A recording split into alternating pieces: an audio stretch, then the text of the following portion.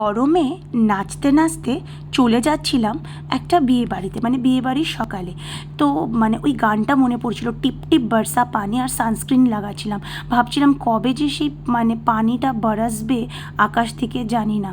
আমার হিন্দিটা একটু প্লিজ ইগনোর করবেন। আচ্ছা, এনিওয়েজ, তারপরে আমি হালকা মেকআপ রেখেছিলাম। বেস মেকআপটা অনেকই হালকা করেছিলাম ল্যাকমি লুমি ক্রিম দিয়ে। আর মানে এই ছোটো ছোটো চোখটাকে একটু বড় করেছিলাম একটু কাজল দিয়ে হালকা করে। আর এটা হালকা করে মার্সের একটা ব্লাশ করে নিয়েছিলাম।